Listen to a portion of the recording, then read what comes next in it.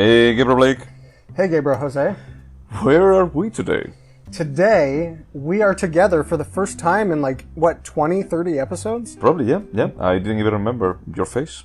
Well, I mean, I knew your face, but I didn't know the rest of your body. We had a long, very nice reunion hug. Mm-hmm. Jose tolerated it. I enjoyed it enthusiastically. I think that after the 5-second mark, it was a bit abusive, but sure. We're at the Phoenix Hotel in the Tenderloin of San Francisco.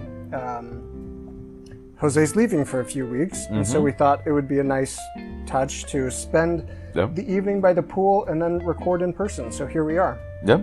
It's a once-in-a-lifetime COVID life opportunity for us to recording face-to-face. And what did we watch this time? Because this is also like a bit of a one-off kind of episode too. This is one of our special episodes where instead of reviewing a brilliant, dense, intellectual film, we're talking about television. You may have already heard Twin Peaks Season 1, Episode 1 and 2 of our podcast. No, it was like Season 1, Season 2, Part 1 and Part 2, and then Firewalk with Me. Yes. So 4 episodes so far about Twin Peaks. Now we are doing the 5th episode of Twin Peaks, where we're breaking Season 3 up into 2 parts to discuss it. Mm-hmm. So for this episode, we watched the first 9 episodes of Season 3. So 9 hours of television. 9 hours. 9 hours. And this isn't like 48 minutes like 6 Feet Under. This is like 56, 58 minutes per episode. Yeah, it's like David Lynch is not compromising anything. David Lynch is like every single fucking episode is going to be like just basically a movie. Because I think that actually when we're talking about this, a short is considered a short if it's below 1 hour. 1 hour, I think that is the mark for just being considered like a long feature film. So we watched 9 feature-length films for this podcast. Almost, yes. I think that we watched like 9 short films. 9 abusively long short films. Because David Lynch has published maybe, 40 actual short films since he retired from filmmaking? And they were like 8 minutes long, 10 minutes long, 14 minutes long. No, he was not holding back here. Yep. Yeah, he was not holding back. He was like, no. I know what I'm doing here. And this was technically your pick. I mean, we share a love for David Lynch, but it was your idea to talk about Twin Peaks on this podcast. And the reason why I wanted to watch this is because first we love David Lynch, but second is that you gave up on Twin Peaks early on when you tried to watch it. And second is like I watched it and I felt like a bit torn about the third season, and I wanted to watch it again to actually just have like a better understanding, because it had been like 15 years since I watched the first 2 seasons. So season 3 aired in 2017 on Showtime. They released it basically 1 episode per week. Yep. There were a couple exceptions. You watched it live, right? In 2017. Yeah, almost live. Like a couple of weeks behind. Yeah. Which we were already friends at that point. We were, yeah. I did not watch it. I gave up, as you said, halfway through season 2. And probably at that point we were even just talking about cinema, like just doing like our let's watch a movie a week. More sophisticated art form. Of course. So, just to recap, before these podcasts, I had seen all of season 1, half of season 2. You had seen everything. Yep. Okay. Yep. But it had been like a really long time, and it's like now that you see it, is that there is no introductions, there is no like, if you watch like a Netflix show after the first season, the second season is they have like a 5-minute summary about like what happened on the previous season. There is no summary here. The only 3 seconds of summary is basically like Laura Palmer saying like, and you will see me in 25 years. And that's it. That's the only thing that it actually connects, like Firewalk with Me and these 2 first seasons of Twin Peaks with these 25 years later. So it's like, unless you haven't rewatched everything, it's like half of what is happening there it makes no sense. So I will say that you've commented to me that while you watched season 3, a lot of it didn't make sense because you hadn't recently watched season 1 and 2, and this time around we're watching it one fell swoop. Yeah, like the names made sense at least. Yeah. And as I think that, in this special, the last one, it was Firewalk with Me, and I summarized that. Now it's your turn to try to summarize that. Yeah. I completely get it because I will be saying the same thing to you. So, honest to God, this has been stressing me out. I don't know how to summarize the first 9 hours of season 3. as Jose mentioned, we pick up the story 25 years later. There is a scene that is so satisfying to me where Laura Palmer says in season 2, I won't see you again for 25 years.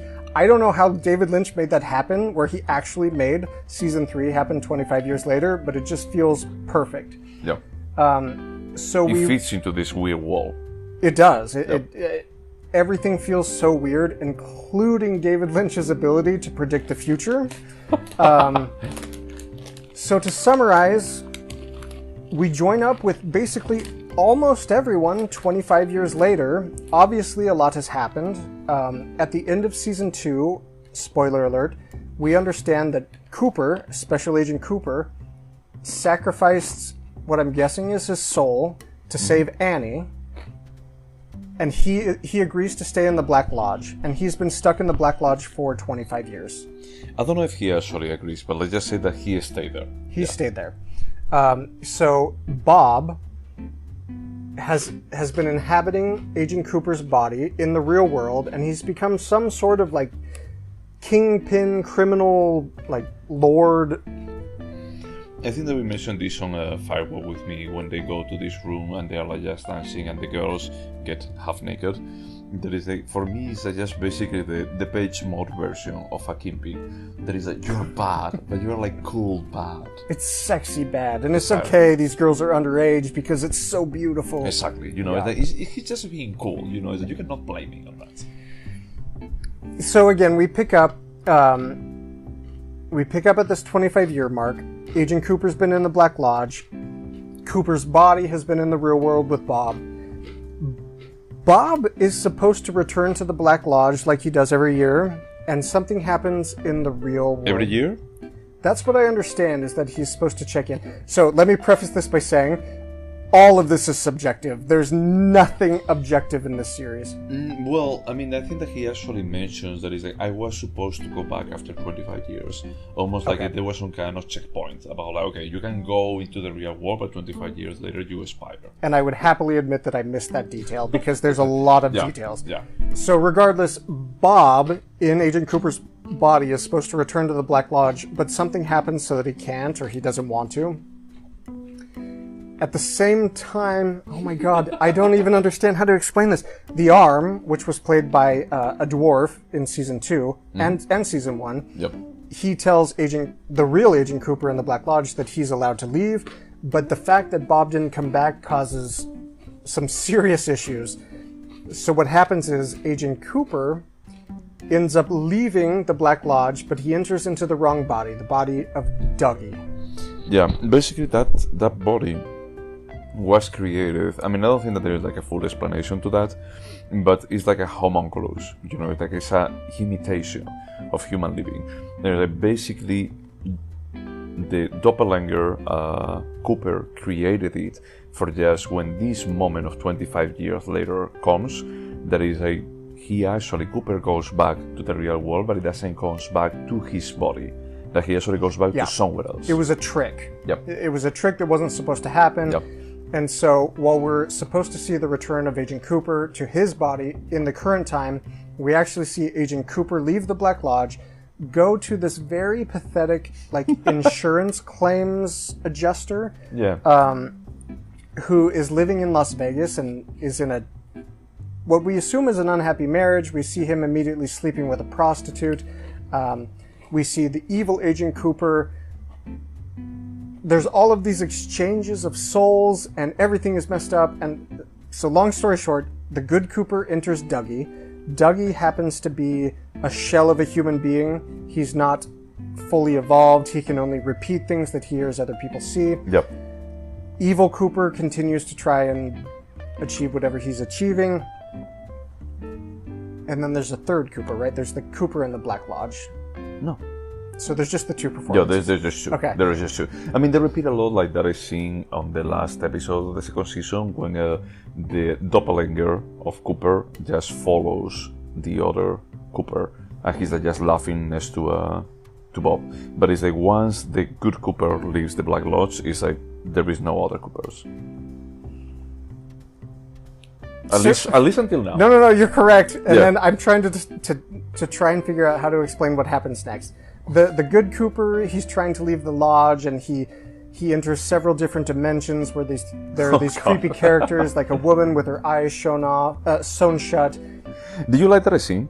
I did, I thought it was that is like, it's not like continuous, that it goes up and then it goes backwards, you know, like a bit like there are like some jumps, And they leave this woman with her eyes sewn shut, and the Agent Cooper leave this room where they're trying to flee this monstrous knocking sound, and then all of a sudden they're in space, and the woman with the eyes sewn shut jumps into space, and this relates back to a specific sentence that Laura Palmer said in season 2 about how jumping through space would cause someone to incinerate. Yeah, that was in Firewall with me. That you wouldn't stop. Not season 2. So immediately we see that David Lynch is completely intent on building not just on the world he created with season 1 and 2, but also Firewalk with Me, which I think very few people saw, only the diehard fans. Mm-hmm. So from this point, I'm not going to try and describe what happens, but thanks to Evil Cooper, Good Cooper, as well as the FBI agent played by David Lynch, we're taken on 3 or 4 separate journeys where we're reintroduced to most of the characters of the original series, and we see them 25 years later. So these are the same actors. They've clearly aged. We see how their characters have evolved, not because we see any flashbacks or anything, but just based on the way. Flashbacks in Twin Peaks. There are none. But I mean, like in Twin Peaks as a whole, there are no flashbacks. Correct. Yeah. So we see what was the name of the Lucy? No. The waitress in Sally? Norma? Not Norma, the younger one. Norma? Not Norma. Oh, Nadine. No, not Nadine. The one that had the abusive husband. She was fucking Bobby. Shelley. Yeah, sorry, you said that. I didn't hear you. So we see all of them. Just based on conversations, we're to understand different things, like not Bobby, the name of the motorcycle kid who got in an accident. James got in an accident. James was always cool. Which I think was David Lynch speaking about Twin Peaks. Oh, it doesn't matter how it's changed. This has always been cool. So there's a lot of really, really cool moments of like remembering what happened, of nostalgia. I honest to God don't know what else to say about this. I mean, there's so much that happens in 9 hours. Yeah, I agree. I mean, it's like it's not even like 9 hours, you know, because I can actually summarize like other shows that they are like just 9 hours total, and it'll be like way more linear. But the problem, I don't think that it's a problem, but it's a bit more like the formula that Twin Peaks uses is that there is a lot of actors and actresses and a lot of stories that they work parallel to each other. They all have like their own leitmotif, you know, like their own like kind of things that there is going on. You didn't mention Dr. Amp, that is Dr. Jacobi. Because there's too much to mention. It's a story that it doesn't make like too much sense up to this point. You know, is that he actually has like these shovels that he just gold painted, gold sprayed, and he's trying to sell online.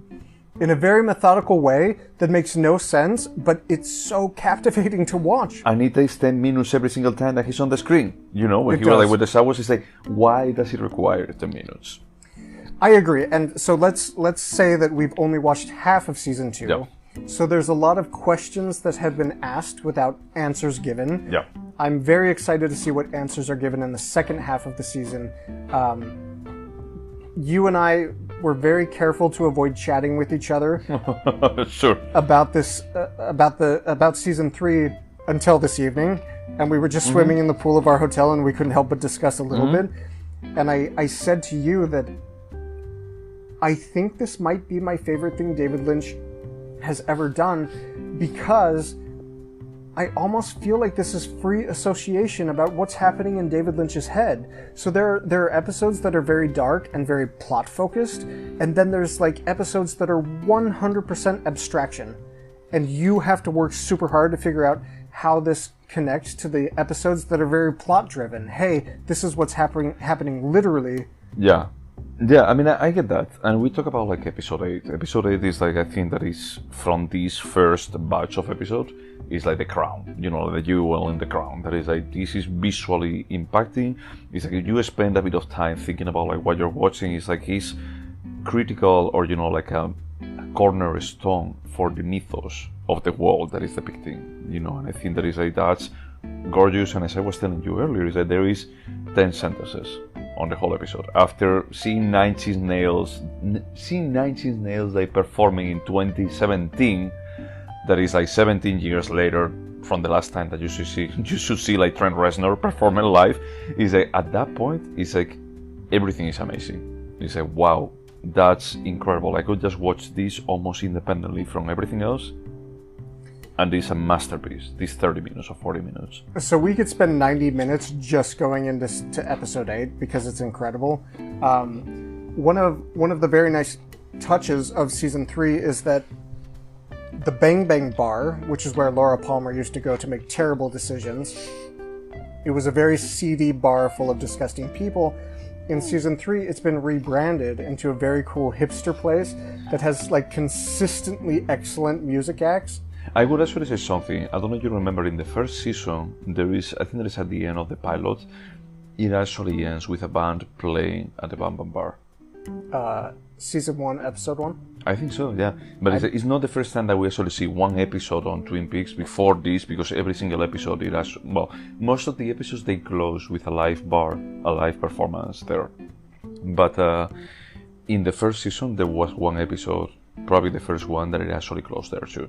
So it was probably something that he had in mind, that David Lynch had in mind, and it was just put, you know, like just closing that. Right? And I think that the benefit of 25 years beyond season 2, you have kind of the best talent in Hollywood willing to participate. Yeah, and he also is like he became like a Renaissance man. He has like a musical career too. He does. So. I bought his album of electronic music, and it's incredible. There are just so many nice touches, I felt, that both connected to the nostalgic aspect of seasons 1 and 2 from the early 90s, including the two goofy law enforcement... Andy and Lucy? Andy and Lucy, which, to be honest, feel a little bit like they don't belong in Twin Peaks season 3. They're kind of the parts that feel like, hey, Twin Peaks has evolved and these two have not. Well, because all of Twin Peaks is actually still like stuck in time. When you look at the characters, is that they are still the same people. They are, but I feel like David Lynch and Mark Frost, their visual language, the sophistication of their storytelling has gone through the roof, and they're trying to connect it with this kind of quirky humor. I think that everything that happens on Twin Peaks is actually purposefully feeling dated. You know, even like the stories that they happen on the Grand North Hotel with Ben Horn and the assistant that is, well, the brother is like just getting high, you know, but it's like with the assistant that they are like just looking and say, I hear something, let's go here. It's still Ben Horn, it's still the Ben Horn that we know. It's that nothing has changed. It's that with Hawk, well, the sheriff is true that the actor has changed, but it's the brother. But I think that the brother was mentioned in the original show. I don't know. There's so many details to keep track of that I'm sure there's so much in the script that I'm missing. Yeah, but it's like even when you look at the Double R diner, is that the German waitress? She's the still Swedish there. one. The Swedish. And she's still like just laughing at everything. You know, it's like, that's your thing. You are that. You know, that's the only thing that you can do. Is that the characters are still all the same. And I think that he's like purposefully doing that. Purposefully saying like, Twin Peaks has remained completely stuck in time when the rest of the world, it has actually just become like worse and worse, because everything that you see aside there is like, it's just terrible. I would agree, and I think that David Lynch has a fascination, and tell me if you disagree, but he likes to take times that he considers are innocent, and he likes to examine the moment where they're corrupted. And I think he explores this so brilliantly, because you're right, Twin Peaks is stuck in time, but there's a new generation coming up that's darker and more sophisticated and more fucked up. Yep. And I think that he uses that to elevate the content of this, to take it so far. It's so elevated in moments, and then he rips you back into these like quirky comedy moments with the original characters.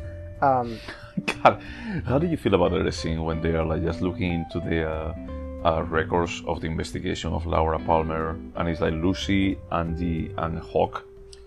And, it's hilarious. That part was like, God, this is partially so wrong, and at the same time like so on point. When it's like, but you are Indian. Yes, I know. Thank you, Lucy. I loved it. I loved so much about this series. The first 9 episodes, and I was telling you that I feel like this is just free association. We get to see whatever in David Lynch's mind, and sometimes David Lynch's mind is extremely dark, and sometimes it's very corny comedy. Yeah. And he brings it all together. And some episodes are completely dark and abstract. Some are quirky and slow. Some are quirky and fast-paced. But I didn't care at all that there were pacing issues or moments where he was clearly trying our patience watching Dougie, who is a shell of a human being. He spent like 3 episodes, I think, forcing us to watch him. But doing like something like really, really slow. Everything that he does. But there were moments of like comedy genius. I felt that this was work to watch. It's not easy to watch. You can't watch this, I think, without watching both season 1, season 2, and the movie. Probably, yeah. But it's so worth it, I think. And I think I told you this earlier when we couldn't stop talking about this. This may be my favorite thing David Lynch has ever done, ever. I'm going to be like waiting until we complete it. You know, that's the weird part, because it's true. After like watching it once, it's true that I know that he's going somewhere. It's pretty clear that he's going somewhere. Is that you can just see some parts, as you were saying, that they are like some scenes that they are extremely drag, but they're drag for a reason. That's why I feel, you know, even if I watched it already once, it's like, it feels like no one disrespects his audience in this kind of way. It's like he is not Lars von Trier, you know? It's that you expect that he's going somewhere, that he's trying to make a point. But the problem with the format, or just trying to do like an 18-hour movie, that there is a point coming on, is that it's not like the Turing horse. The Turing horse is painful to watch 3 hours for having an emotional payoff at the end of the 3 hours, but at least you remember when you started watching those 3 hours. With 18 hours, there is no way that you're going to be like watching this on a single fucking day. So when you actually try to make some kind of point about like, okay, I'm dragging this, and then I just having like the contrast with this, it just feels hard to me to actually just say, it's like, okay, is this like truly elevated, or are you just trolling me? Do you want me to answer that question? Because I will. I know you already answered it. It's like you actually consider it that this is elevated, and I'm not saying no. I'm just saying that it's like I know where this is going, and it's like I appreciate, but it's like at the same time it's like it's so hard. I don't want to give away too much, but it's like it's so hard to do like something like this over the span of 18 hours that I don't think that he fully succeeds at it. You know, if you actually were to do like, and we haven't watched it, and I would be down to watch it like Fanny Alexander over 8 hours, you know, and we can just record it a single episode on this. It's still like an 8 hours of a story that it starts, has like just 3 acts or whatever, you know, and it ends. It's like on this one we have like a lot of stories that they are like just not really intertwined, because most of them they are not intertwined. It's like everything that we see on the Bang Bang House is not intertwined with anything. It's just a bit more of a tidbits of, hey, remember this? Remember these characters? Yeah, James used to be cool. Yeah. James always was cool, you know. Or we see this Richard Keith. Yeah. That is there and he's abusing of a girl, but we never see like anything else from that part. Did you catch that the Richard kid, the drug dealer he was dealing with, the actor is Balthazar Getty, who played half of the main character in Lost Highway? Oh no, I didn't realize that. I didn't either. He looks so different. Yeah. But I just love that there are these details where he brought together the entire Lynchian world. Oh yeah. I mean, for example, like the guy that is on a high rise or something like that, like just with his laptop and just like all serious all the time and just checking the phone, and he has the assistant, has to send like some money or something. It's like, you should never mingle with someone as dangerous as Cooper. It's like, he's the guy from Mulholland Drive. And in Mulholland Drive, he's the one that goes behind the cafe. Mm-hmm. And we're introduced to this incredibly creepy character that we see those characters consistently throughout this. Yep, those guys that are like, it's not really blackface, but it's like an offensive depiction of homeless people, almost. Yeah, I was thinking a bit more like minors, but sure. I was trying to go like with the polite version, but sure, yeah. I have to say that it's like, overall, I really liked it. But I also think that he depicted it in a way, and I know that we joke about this, about like the Golden Globes considering it as a movie, I think. And I was like, okay, it's hard to watch an 18-hour movie. No one's going to be like watching an 18-hour movie. Let's be realistic. But at the same time, it's like he portrayed like things that they don't come together yet. It's like we can see like them going somewhere, but we don't know where. There is no payoff still. And most of the shows, most of TV, is that they even like just Twin Peaks by itself, is that they were like just built on the idea. Twin Peaks had this format of every single episode was one day in Twin Peaks. I hear what you're saying. I disagree. I think there were a tremendous number of payoffs throughout the first 9 episodes, and it was so worth it. And we did talk about Turin Horse. This wasn't the same. I had to work so hard to get a payoff I found satisfying. This, I had to work, but I found the payoffs so generous if you're paying attention. Give me a couple. I'm just super curious about that. So we mentioned episode 8, which is completely abstract. Yep. And it's independent from anything else. Mostly. Completely independent. It doesn't even address the plot of the rest of the 9 episodes at all. It's just, hey, here's an origin story, and you're gonna be expected to spend, 6 or 7 minutes of screen time in the mushroom cloud of an atomic blast and try and figure out what this means? Like, that to me is transcendent. Episode 8 is transcendent. I found the fact that when we were introduced to Diane, which we never met in season 1, 2, or Fire Walk with Me. Yeah, we basically idealized Diane. We did, but we also were introduced to this character played by Laura Dern, who has made a career based on grounding David Lynch's ideas into like real human emotions. And she has so few scenes, but they're so satisfying and so nostalgic and heartbreaking and sad.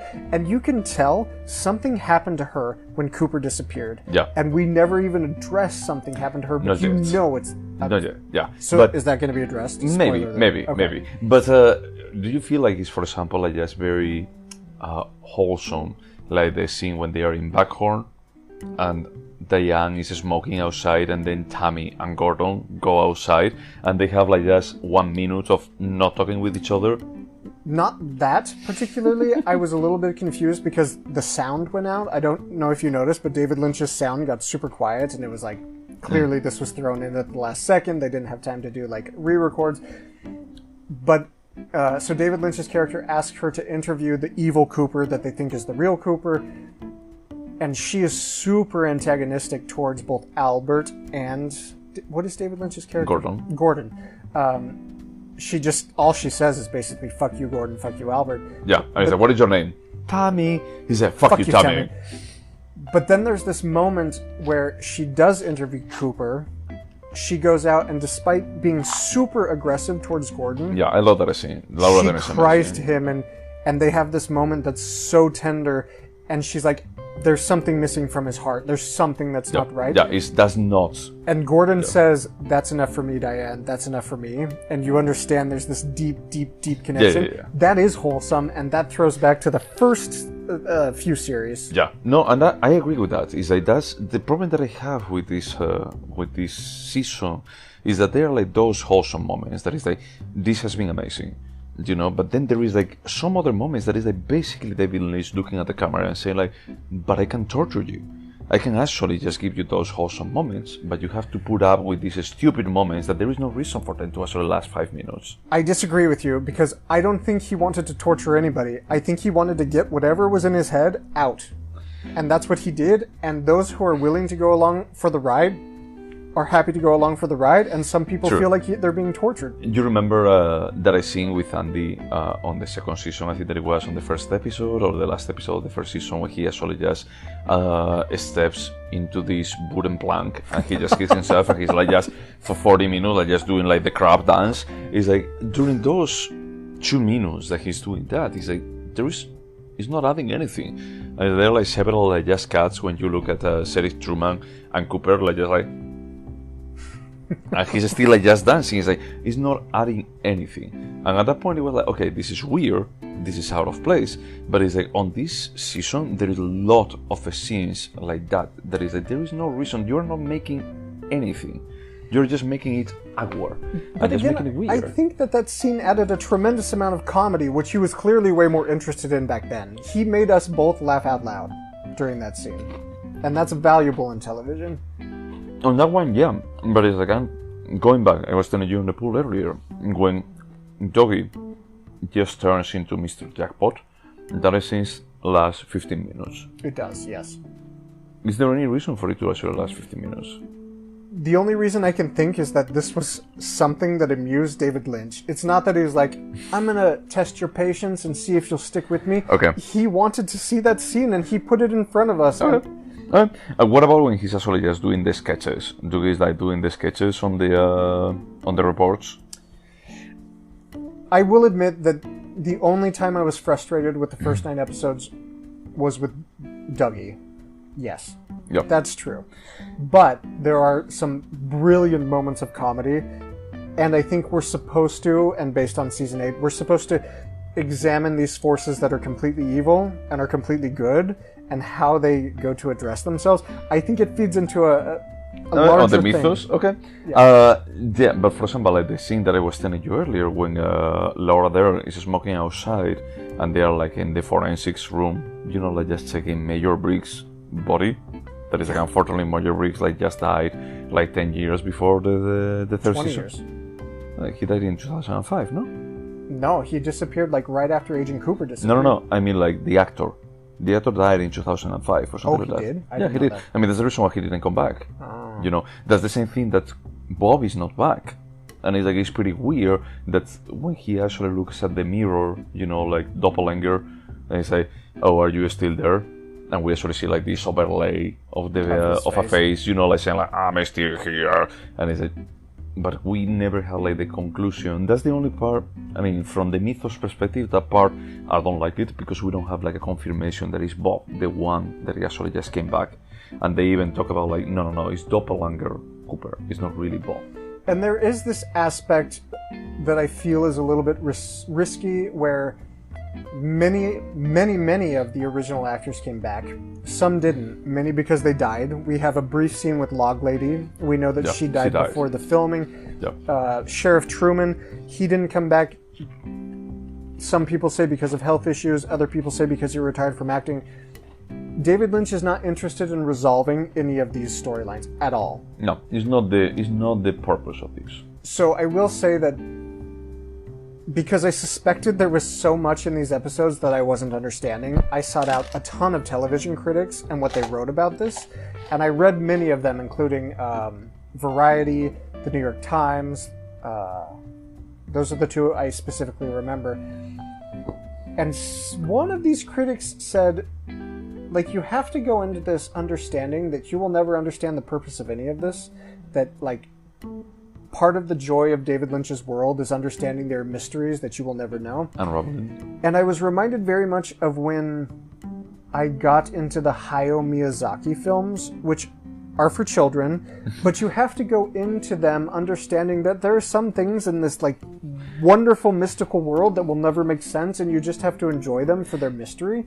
And that's what I felt about this season, is not everything is going to make sense, but the fact that I'm along for this like fantastic ride, that's enough for me. I partially agree with that. It's true that Hayao Miyazaki, when it comes to actually his stories, he actually just depicts worlds that they may not make complete sense by our standards, but still he actually narrates stories that, as a whole, given like the suspension of disbelief that you have to apply for understanding that world, those stories make sense. With this, it's like, once again, I go back to Dr. Jacobi. What the fuck is he doing? Yeah, there's not much that we understand at this point through episode 9 about what he's doing. I suspect because of how much screen time David Lynch dedicated, we might learn a little bit more. No. I just feel, sorry, let me just interrupt you like real quick. I just feel like there are like some parts of it that they are like just basically based on fan service. Is that I didn't need, because the show is actually, I think that isn't called like third season, it's called like Twin Peaks The Return. And it's not the return of the show, it's the return of Cooper. Yes. And a lot of the characters. And a lot of the characters, but it's like most of the characters is like you could have just nailed them. It's like they are not needed.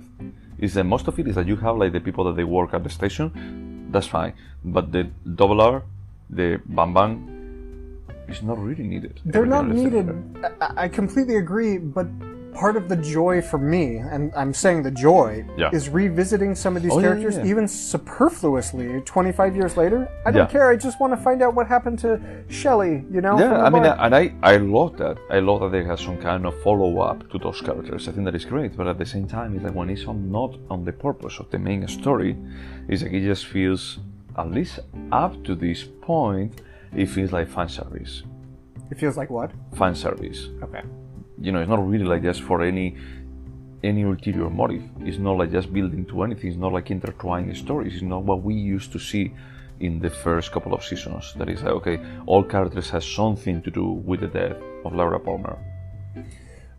I can see that, and I suspect after the final 9 episodes, I may feel very differently. Right now, I honest to God, this sounds so cheesy. Watching these episodes, I was so grateful that I got to revisit the world of Twin Peaks and just go into David Lynch's mind, that I was like, you can do anything and I will go along for this ride with you. Yeah.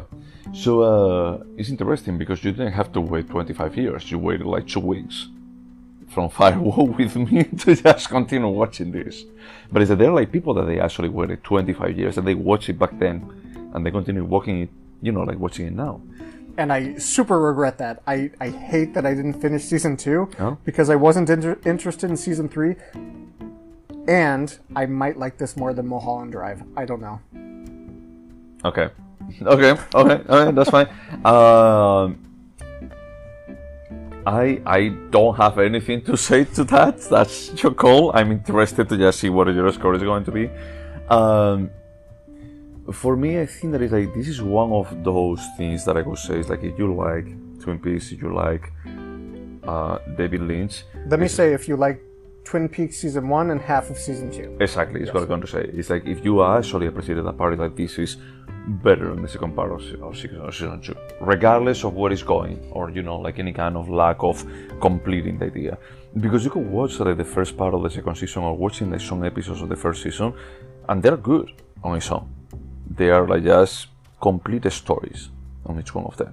They may be like just pulling, you know, like pushing some stories forward, but it's that some of these episodes on this season, they feel about like, no, we have some reason to be in a larger story.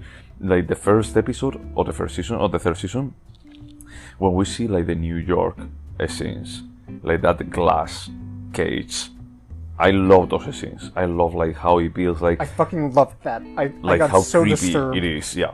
I remember like just watching it the first time. It's like, wow, that's super creepy. But then when they actually connect like 4 episodes later, and we see like just Cooper like floating back into reality before they come back into the room, it's like, so that's for that. It's for actually just monitoring like the edge between like those dimensions and our reality. Again, I don't completely disagree with you, but I think we get into this bigger mythos where we're understanding, hey, if you're to believe David Lynch, the introduction of the atomic bomb freed certain evil spirits, and also required the pure, innocent, protective spirits like Laura Palmer, like Agent Cooper to come into this world, I find that it fits very, very well into the entire narrative of the David Lynch universe. I mean, but that's the thing, is that this season expands the mythos in a very smart kind of way of this world. You know, it's not only about, like, for example, like Firework with Me, it was like way more self-contained. It was a bit more like, we want to just give you like the last week of these characters.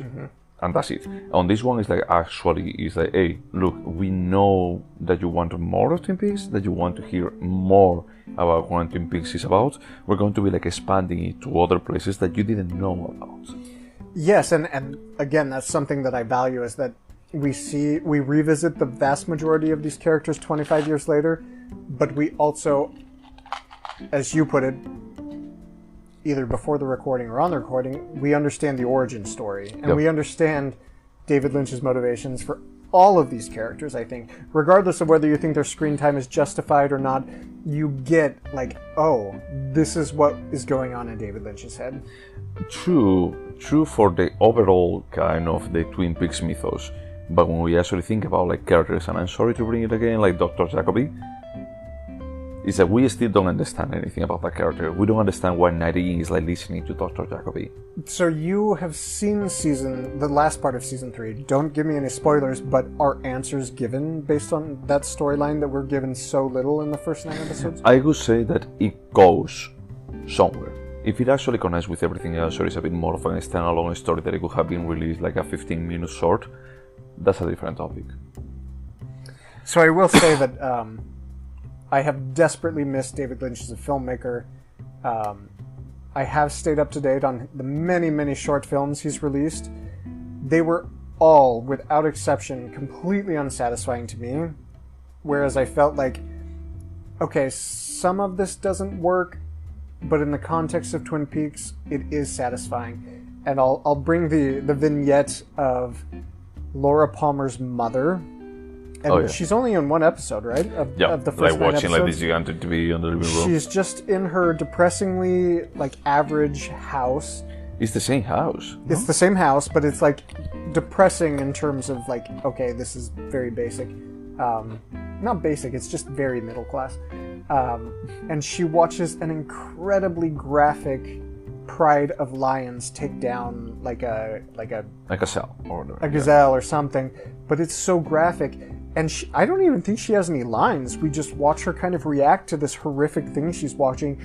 And that doesn't connect to any of the 9 hours we watched. But it was so powerful to watch. And understanding this is Laura Palmer's mom, I was like, show me more of this. I don't care if it makes sense. Yeah. Show me more. I mean, but that actually just connects to the episode 8.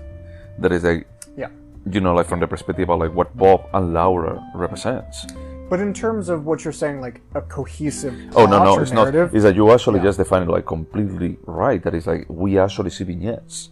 Yes. We see like a lot of vignettes. Some of them they are like continuation of previous vignettes. Some vignettes are going to be like going somewhere else, but some are completely standalone. Yep. It's like there's no way of knowing. And that's the part is like I just feel like it's a bit unfair to actually just talk about this just at this point. I agree, and I actually messaged you today, and we really didn't discuss any of this before today. I said, hey, why did you pick episode 9 to stop? And it was just because it's the middle. 16 hours. And I'm very glad that we got one episode beyond episode 8, because episode 8 is very, very, very intense. Episode 9 represents a return to the actual plot that we're seeing with like the murder investigations, blah, blah, blah. So I felt like episode 9 grounded us. I might have been a little bit less satisfied if we talked after episode 8. But again, I'm just grateful to be on this ride with David Lynch. I think it's brilliant to have a look into his mind. Yeah, no, I agree that it's exactly what you said. It's a ride. It's an experience. It's not really like a TV show. It's that most TV shows is a bit more of an entertainment thing that you're going to be like just binge watching.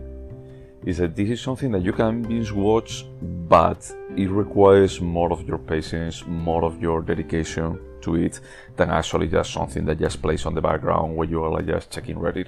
There were a couple of times that I was just checking Reddit or something because there are like so many scenes that they drag for so long, and then there are other scenes that is like, no, those 3 seconds and what matters.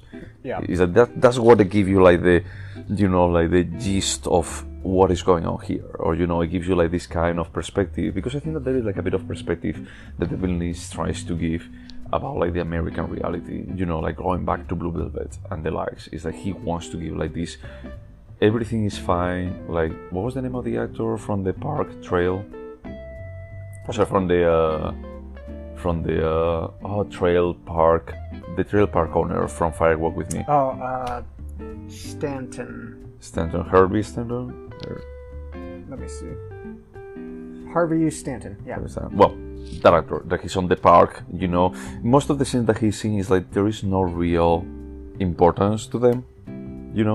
But it's like he's just trying to be like a bit more like, hey, I'm old. I'm just from a different generation. I mean, my generation is that things were different. And he just sees like this family, like the mother and the kid, like just running after each other. He smiles about like how wholesome this is, and of course the kid just gets run over by a giant truck 30 seconds later. And I do think this is a closer examination. So what I think is David Lynch is obsessed with the loss of innocence. He clearly feels like America lost its innocence in the 50s. So there's a lot of these films. This plays out extensively in the second half of episode 8. I don't know where I was going from here. I will say that this is as graphic in terms of gore that I think I've ever seen David Lynch do. Do you disagree with that? No, I disagree. I'm just trying to think if there was anything as graphic as this. And I think that David Lynch is not the most graphic when it comes to violence, per se. He's not. He shies away from it, to be honest, I think. Yeah. But he actually just builds up the context for violence, but he never executes on it. He actually just builds like the fear of violence instead of actually just seeing like shooting and just mutilating someone. In my opinion, he's been much more interested in sexual violence, like in Blue Velvet, in Mulholland Drive, when he forces not Natalie Portman, the actress you mentioned you really liked, when he forces her to masturbate on screen, and she wasn't supposed to be wasn't supposed to be crying in Mulholland Drive, but it was so difficult to shoot. Like, that has been his interest. But there is a decent amount of actual gore, like people being cut up to death, or which is it was striking in how different it has been from his other things. Yeah, I felt like he went all in, that there is no censorship. It's pretty cool that it's pretty clear that Showtime just gave them, look, do your thing. So the New York Times has an entire I don't know what you would call it. Dossier? Yeah, basically of Twin Peaks. You can just say, hey, show me everything you've published about Twin Peaks. And I used it to find episode recaps. But in 2015, there was an article that was posted that Twin Peaks remake canceled because David Lynch backed out. And I have to imagine those conversations with Showtime. I'm guessing he basically said, you're going to let me do exactly what I want, or I'm out. Or I'm doing. And he clearly won that argument. And I don't think he probably had any censorship. He just did whatever he wanted. Oh, yeah. So the fact that this is pure David Lynch, it just makes me love it even more. Yeah, I mean, I think that it's maybe in some sorts, maybe he has an uncensored perspective of what he's doing, but maybe from Eraserhead, he has never been so unleashed. I agree completely. Yeah, the Eraserhead was a bit more that, look, this is my thing that I'm doing in the most indie kind of way. And then he was a bit more self-constrained, or just the studio's constrained. But it's if you compare this with Wild at Heart, is that Wild at Heart is okay, you have some points that they are okay, but it's not so wild as this, And we know that a lot of the decisions made in his past films, he's been very vocal about him having to make artistic concessions because of funding. Clearly he didn't have to do any of that here. Yeah, I have to say that there are some scenes that I found super disturbing, that I really like the one when he goes to this, it's not really a brothel house, but he takes these siblings with him, Ray and I don't remember the name of the girl. But the girl, when he actually goes back to the motel and the girl is like just in underwear, laying on the bed, and he was on the phone with Ray. Yeah. I say, oh, Daria. are you going? Dara? Daria. I think. Daria, yeah, Daria. And they start like just talking, and he, like I'm Malaglan is just hugging her, but hugging her from the perspective that I'm not going to be letting you go, and she knows that he's going to kill her. Is that scene is super tense, like how she's saying, it's like, are you going to kill me? It's like, yes, I am. And how she tries to run away, it's like, that build up of tension, but it's true, is that is like one of the epitomes of gore that we didn't see on David Lynch before, that he actually shoots her, but here we actually see the dead body afterwards. Yep. It's like we have never seen something like that. And I will say that after Twin Peaks season 1 and 2, I watched an interview with David Lynch, and he was talking about Kyle MacLachlan, and he was saying, well, I picked him because I think he's a very fine actor. I never felt that way until Twin Peaks season 3, when the distinctions between Dougie and the evil Cooper, like, that's somebody who understands two different characters and performs them so differently. Yep. You might disagree with me, but I saw two different people on the screen, and I was super impressed. So you didn't feel like that way with Showgirls? I didn't feel that way with Showgirls. Or Desperate Housewives? I wasn't super impressed with Desperate Housewives. I remember thinking he was adequate for Blue Velvet, but I was like, this is a new actor, he's figuring things out. Well, but I mean, just compare Agent Cooper, the Cooper in the original Twin Peaks, that is like probably one of the most charismatic characters ever on TV, and just the beginning of the show, like the evil Cooper. Yeah, they're so different. Yeah. They are so different. They are like two completely different people. And I said the only thing that I'm like just curious, because I don't remember, is like if we ever get to see the old Dale Cooper. If we see like nowadays Kyle MacLachlan acting. I will say that if Dougie never recovers, we never get back to the old Agent Cooper, I will be very, very disappointed. That's not to say if the last half of season 3 takes some interesting direction that I can't conceive of yet. I can tell you that you cannot conceive where this show is going. You can't. All right, but I need original Agent Cooper to make an appearance. I do need that. Okay, you do. I want it. Yeah, yes. I know. I wanted to. So you go over the questions? I hope that you have them open. I do have them open, which I've never done this before. So, would you watch it again? Yes. Yes. I mean, I say that from that perspective because I think that this is one of those things that I realized my mistake of watching it without watching it like the 2 previous seasons beforehand. And now that I watch them again, it's like I know that if in 10 years in the future I say that, oh, you know what would be cool? Watching Twin Peaks The Return again, it's like I will have to watch the second part of the second season again. Honest to God, today is when I finished episode 9. I thought, how soon can I watch all 30 hours to get back to what I experienced in episode 8? Like, I was like, I want to experience this again. I was so curious if you would like that part or not, because it's like, there was like a part of me is like, this is so dumb that they're like stretching it out when the guy like just going to the radio station is like, the wall. Sorry, what was he like the... This is the water. This is the well. This is the well. Drink deeply, something. And it's like, it's giving me like goosebumps right now, It's like, I was so blown away. Disturbing, but it's like at the same time, he's not doing anything. It's like, it's just a sentence of a guy that he has like his face painted. But it's like, it's exactly what we're saying. It's like, he can create creepiness and disturbance on stuff that it shouldn't be. With elements of regular life. I told you this before, like, I finished episode 8 and my husband was upstairs and I ran upstairs and I made him watch the last half of... What did he think? He was very nice. I don't think... He was impressed visually with the atomic explosion. But again, he couldn't appreciate it. He couldn't appreciate that because he didn't watch the 30 hours that led up to it. And I told him, look, I'm sorry, you have to be patient with me and my enthusiasm. You won't get this unless you watched Twin Peaks Season 1, Season 2, Fire Walk With Me. And the 8 hours, So... Would you watch it again? 100%. Yeah. If I could achieve the emotional satisfaction I got today, I would watch it tomorrow. Yeah. But I think I'm going to have to wait at least a year. Yeah. So would you recommend this? That's a freaking hard question to answer, because would I recommend it? Once again, it's like we go that it's like this is not built from the ground. It's like this is not like one of these Netflix shows that you watched a year ago and then in 5 minutes they summarize everything that you watch. It's like this actually requires to know who these characters were. It's like, for example, I didn't remember the first time that I watched this season, I didn't remember about Shelly.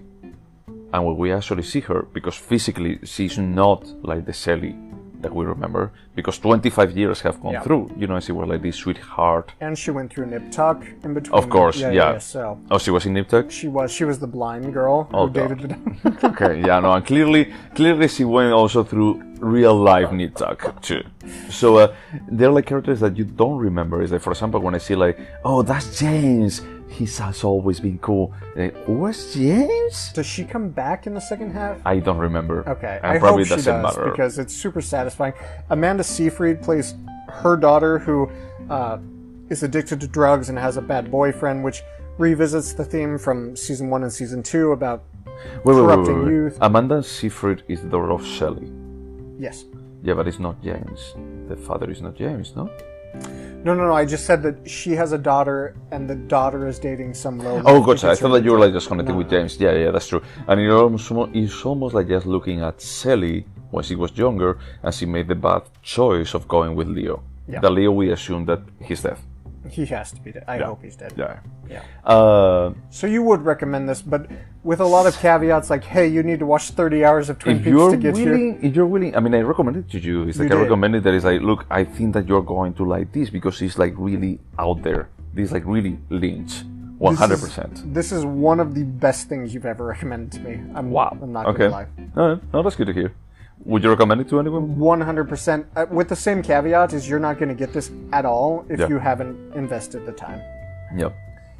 So, this is an interesting question. Will you remember this? I mean, I watched it like, 2-3 years ago. I remember maybe 30% of it. So I'm going to say the answer is no.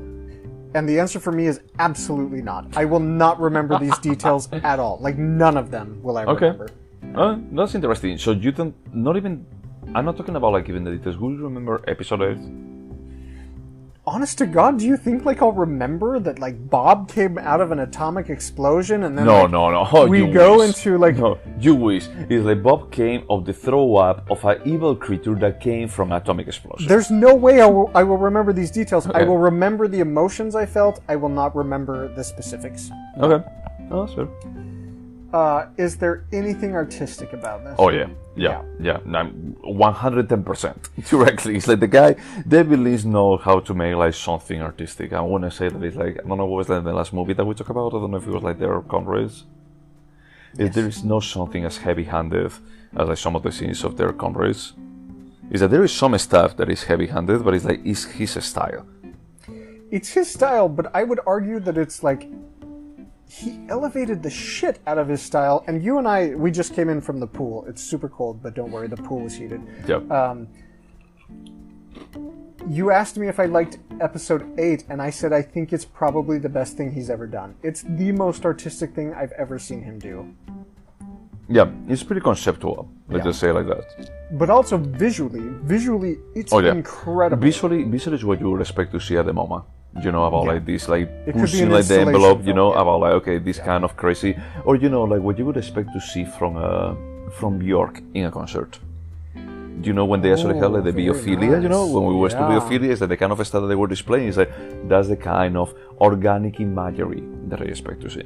Yeah, I was so blown away by a lot. Not just episode 8. There was some episodes were a little bit slow, but there was a lot that was artistic about it. How did you feel about like the 5 minutes where Cooper is actually falling through starry skies? Like it's like just shaking. I loved it. I loved that entire season. Like when he's in that dimension where he's in a room and the woman doesn't want him to leave, but they go on the top and they're in space. Just flip out. I thought it was incredible. Yeah. So is this a timeless piece? Yes, I think that is yes, because I think that all Twin Peaks is timeless in a way that, as you were saying earlier, that David Lynch likes to look at the American dream or the American reality and about like seeing how it went wrong at some point. And it's like, you can just look in different decades at this, and you can do the same story. You know, and in this case, like, he actually tries to say is that when the American dream started like, just going wrong, when the American reality started going wrong, is with the atomic bomb. Is that when we actually did like this crime, this original sin. I agree, and I think he plays very cleverly with ideas that are stuck in time. So, for instance, Jesus, why can't I remember the name of the receptionist? Lucy? Lucy and Andy, they're stuck in the time of the early 90s, and he plays with this like, oh, they have the internet now, and it's a little bit weird. So there are elements that like assign it to a point in time, but ultimately the larger themes of good versus evil, the loss of innocence, you know, loyalty versus, like, all of that is timeless. Yeah. Yeah. Yeah, no, that's absolutely true. And I have to say, something that we haven't mentioned yet, not even in the artistic point, is Michael Cera. How did you feel about Michael Cera? About like those 10 minutes of Michael Cera? For the first 4 minutes of the 10 minutes, I hated it. And then the last 6 minutes, I was like, this is fucking brilliant. Yeah. And I laughed. And yeah. I hope that he doesn't appear in the rest because it was so perfect. Yep. It's so perfect. Yep, he's like so out of the blue. I love that moment where he says like, and I have acknowledged that my parents are going to be rearranging my room, my childhood bedroom. My childhood bedroom. He's like, my dharma is the road. Your dharma is Twin Peaks. It's so absurd that it's like... It's really like corny and stupid, you know, that it's like exactly what you would expect of the original Twin Peaks. Of the original Twin Peaks? Yeah, yes. Yeah, but it's like, it's the contrast, once again, about like with the original Twin Peaks and this kind of even darker world that he's trying to depict, and even more absurd, and even more like just pushing for more alternative dimensions that we don't really understand. Like, he's not going to be like ever explaining looking at the screen. Again, not to repeat myself, but that's the joy of the show, is you get to revisit the corny early 90s comedy and go to these super dark places in 2017, but it feels very modern. Yeah. Would you turn this into a TV show? Well, into a movie, probably. Yeah, it's a fucking movie. I mean, usually we just turn it around. If it's a TV show, that we turn it into a movie. Yes, I mean, it's a movie, and it's exactly what I was saying. It's like I feel like this is unfair to just look only at 9 of these episodes, and it's like if we are still just friends 10 years in the future, that I hope that we are, you know, is that maybe I will actually ask you to just do like 18 hours of just watching this. It's about like, look, let's just rent an Airbnb for 18 hours. We're going to be like watching this. It's that we can in New York. We'll watch that. Go to the Cock. Come back. Watch that. That's fine, but it has to be like 18 hours. So it's like, okay, we are only going to be like watching this. No phones allowed or anything. It's like we just have drinking coffee and watching this. As you know, as Doogie says, like coffee. Exactly that. That's going to be us. He's like just watching this for 18 hours. You'll be like 65. I'll be 40. Probably. You know, you're still going to be 22. As you're now. So I think this blends the line between television and movies. This transcends what I understand television to be. Mm-hmm. It's not a movie based on our definitions, but this could work as an 18-hour movie. It could work as an 18-hour television show. I would just spend as much time here as I could. That's cool. So last question. Do you think that this television show could have been better? Just only watching the first 9 episodes, yes. Yeah, I know that probably we really disagree, but it's like, I just told you that it's like, I would have cut short like many scenes of these 9 episodes about like, just make it short. You made your point, just move forward. But it's like, I understand, and I know where he's going, that is like, I understand the point that he's trying to make. So I will say right now, the answer is no. But I will fully be prepared to change that answer after I've seen the last 9 seasons. Right now, 9 episodes. I'm just... Yeah, sorry. I'm fully prepared to go on this journey with David Lynch. I'm confident in what he's doing. Even the episodes with Dougie where I was frustrated, I was like, no, I'm willing to sit with this as long as he wants me to. Again, that could change after we watch the second half. You're going to be fucking mind-blown. That's the only thing that I can say. I can't wait. Maybe we can have our podcast of the second season in the pool and then here. Maybe. Okay. So your answer is yes, my answer is no at this point. At this point. Okay, cool. So Should let's we score score this? this. Yes. This was technically your pick, so I'll score it. For me, this is absolutely a 9 right now. Okay. For me, the score, I'm torn between two different scores. One of them is not scoring. What does that mean? It means that it's like I don't think that I'm going to be like completely fair without just looking at the second part. You know, because I know where it's going. You know, it's like I know I'm not. You know, for you, it's like it's still like an adventure along. You know, ahead. It's like I know like the main key points, and it's like I can almost visualize, albeit I don't remember like all the details. It's like I can visualize what my score is going to trend to. But it's like at this point, if I have only to look at the 9 first episodes, I'm like, I'm going to be unbiased. I'm going to be like pretty biased, and I cannot look at this separately. And I feel like it's almost, you know, for example, if we are like just looking at the fall, for saying a movie, and it's like Tarzan's Fall, the Fall. Tarzan's the Fall. And it's like we want to score that movie after the girl goes into a coma and she has surgery. It's like we stop the movie there. It's like score this. It's like I think that they're going somewhere, but it's hard to say where they're going. Yeah, you can't really say it objectively. You've seen it before, but Yeah. but try your best. Just episodes 1 through 9. Okay, I would say because of episode 8, I'm going to be like just bumping it a bit. It would be an 8. Okay. Yeah. I'm so interested to see how my reaction to season 3 changes, or maybe doesn't change, but with the last half. I'm super excited. I would say, and I don't want to just like build too much hype, but I would say that if it actually, from the 8 that I give now, you know, after just reminding, you know, like all the contests, because that's the reason why I want to watch it again, for actually just appreciating this season, because of some of the reviews that I said, is like, if the second part is as good as I remember, or the kind of close-up and just payoff is as good as I remember, this may be like one of the most transcendental things that ever happened on TV. So I might give it an 11. An 11, probably an 11. Yeah, probably So, an 11. let me ask one last question that avoids any specific spoilers, but you told me that I would find the second half of season 2. No, season 3 or season 2? No, season 2, you said it's kind of muddled, but the final episode is like worth The final it. episode is worth it. Would you say the same about season 3? The three last episodes, or the 2 last episodes, are Oh, they God. give you a spin. I'm They getting give you a hard like, right okay, because it's actually when everything comes together about. Okay, I don't want to give away too much. Yeah, don't say just too leave it much. there. But let's just say that is like David Lynch had an idea, and that idea was going to be like taking 18 hours. It needed to take 18 hours or not, maybe not, but the payoff of that is worth it because of the 18 hours that you were like just building up towards that. Like the Turing horse. I was just going to ask Yeah, this one. like the Turing horse, if it had been like 60 minutes and just having that end, they would have been like, wow, that was cool. But it's like with 3 hours, like, holy shit, but I still spent 3 hours and I don't forgive it, you know? So I'm going to ask you to do something we've never done before on the podcast. I would like you, I can't do this, I would like you to give me a score right now About what I think for that I'm going to season 3 score. part 2, and then I want to see how it would change.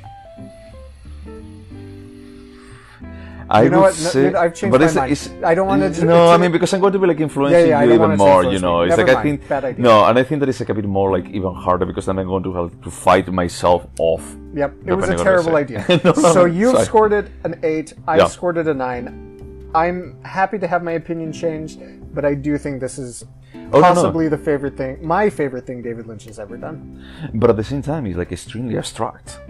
and I love that. Okay, no, that's fine. It's like Eraserhead. It's like extremely Yeah. abstract, and it's like for me, Eraserhead is still like extremely tough pill to swallow because it's extremely abstract. Yes, but at least that's a 90-minute pill, Oh, not that's an true. 18-hour. And yeah, it's not like a 9-hour, you know. And from that perspective, I agree that it's like this is fucking risky. It's like from that perspective, that's the reason why I keep it in my head. It's like it's super bold that you had done this. I was blown away after season 8. I was like, he expected not even mainstream audiences, Showtime audiences, to sit through this hour of television and understand something, that blew my mind. Yeah, but it's understandable. It's not... Have you ever seen a director expect television audiences to understand anything close to this? Name one television show where they showed something like episode 8 and expected to get high ratings. But the thing is, like, he wasn't expecting to get high ratings, and Showtime was not expecting. Showtime didn't give like all this money to David Lynch, because it's like pretty interesting that you see that most of the money goes to special effects, because all of the outdoors and all of the sets that we used to see in Twin Peaks, they are nowhere to be seen. Is that the Grey North Hotel has disappeared? It's just one room. It's just one fucking room. And the outdoor shots, they use the shots from the 90s. So it's like, from that perspective, it's like all the money, it actually goes to the special effects, and I'm pretty sure that it was not like a lot of budget. It was a bit more, it's like, look, we trust you, we give you freedom, but we're not going to like fuck us over. No, fuck us over. But it's like, fuck us over as much as you want, because it's like, we don't care about the ratings. We care about you making a name for us. You making like 2 nerd gay bros in the future, like 3 years in the future, subscribing to Showtime just for watching this. Which happened. Exactly. I have a Showtime subscription for this. And me too, but it's from the perspective of Showtime was just investing on the name. And it's like, and they actually thought that it's like the only way of making this name live to its full potential is just letting David Lynch that just go crazy. This is the budget. You can do whatever the fuck you want with the budget, even if it's like just 2 girls naked dancing for 18 hours. That's up to you. So I will say, I just Googled the budget, and this film, this series feels very expensive, in my opinion. The budget was $41 million, which is a lot, but the season 1 episode of Boardwalk Empire was like $63 million. Only one episode? One episode. The first episode was 63. Oh, because they were like just building the whole. Yeah, they built the set. So if you put 18 hours into that perspective, it's up there, but it's not crazy. Yeah, I mean, it'd be cool to actually just see like what was the budget for the first season with inflation. You know, like comparing. There is no need to check in it now, like live. But for me, it felt like the money went to the special effects, to some sets, and then to all the bands that they hired. The bands were incredible. Are you including like the explosion of cars and things like that in the special effects? Because all of that felt like there's a lot of money behind this. Yeah. There is. But at the same time, it's like it doesn't have like the same feeling as the original Twin Peaks. You know, it doesn't build a city. It's like Twin Peaks is just a set. Sorry, it's just a collection of sets and a collection of vignettes. It's not really a city that is alive. And there is like this quaintness, this coziness of the world of Twin Peaks that doesn't exist here. Exactly. It's so expansive. You're in Las Vegas, you're in South Dakota, you're in DC. Which is something I had to adjust to. I was like, I want to be in Twin Peaks.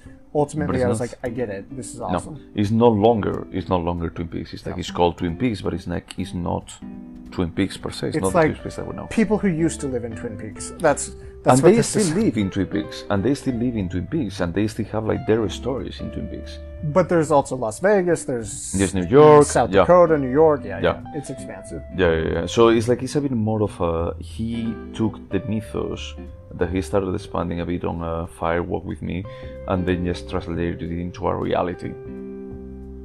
Fully developed, evolved reality. Yeah. And he plays a bit more with that on the second part. Oh God, I can't wait. Well, honest to God, I can't thank you enough for making me watch this. I loved it, and I can't wait to discuss the rest of season 3. Yeah, I think that even like when I watched it initially, probably I spun you a bit about it, about like, have you watched this? Because I think that this is the kind of thing that is abstract and artistically pleasing that you will enjoy. It's exactly my type. Yeah. When it's not about the upper middle class who are miserable. This is my second go-to. Well, but Naomi Watts and Kyle MacLachlan as a marriage, they're also like just middle class being happy in suburbia. They're like lower middle class. Maybe, I mean, the Las Vegas quote-unquote middle class, it's a little bit. Yeah, that's true. You're in Vegas. Okay, man. Anything else to say about this? No, this was fantastic. I can't wait to talk about this more. Cool. Okay. So to those 5-6 people, whoever, 9, I think that you told me today, that they are listening to us. Thank you so much for listening to us. And wash your hands. Bye.